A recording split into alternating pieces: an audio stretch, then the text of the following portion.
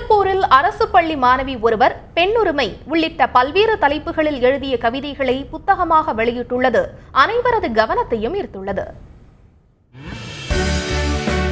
Tiruppur Periyar colony பகுதியைச் சேர்ந்த ராசு சிவகாமி தம்பதியின் மகள் கனல்மதி.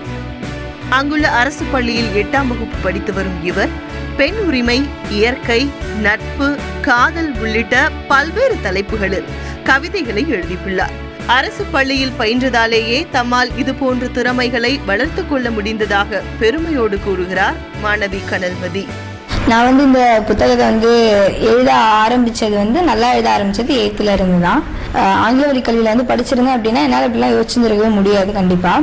ஏன்னா அங்க இருக்கிற அந்த ஸ்ட்ரெஸ்னால என்னால படிப்பை தவிர வேற எதையுமே சிந்திச்சிருக்க முடியாது. தாய் வழி கல்வியில அரசு பள்ளியில மட்டும்தான் சிந்தனை வளர்றதுக்கான எல்லா இதுவுமே அங்க மட்டும்தான் இருக்கு.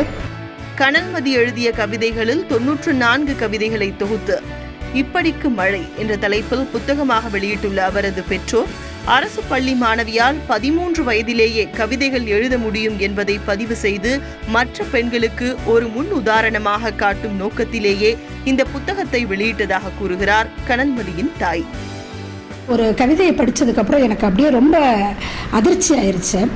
அவங்க அதில் பயன்படுத்தி இருக்கிற அந்த சொற்கள் எல்லாம் பார்க்கும்போது ரொம்ப சிறப்பாக வந்திருக்கு அப்படின்னு தோணுச்சு. ஒரு 13 வயசு பொண்ணு இவ்வளோ அழகாக எழுதியிருக்காங்கங்கிறத நம்ம உடனடியாக பதிவு பண்ணணுன்றதுக்காக நண்பர்களோட வேண்டுகோள் ஒத்துழைப்போடு சேர்த்து ரொம்ப சீக்கிரமாக இந்த புத்தகத்தை போட்டுட்டோம். நாங்கள் தாய்மொழி கல்வியால் மட்டுமே சுதந்திரமாக சிந்திக்க முடியும் என கூறும் மாணவி கனல்மதி எதிர்காலத்தில் சட்டம் பயின்று சமுதாய பணியாற்றுவதே நோக்கம் என்று தெரிவித்துள்ளார்.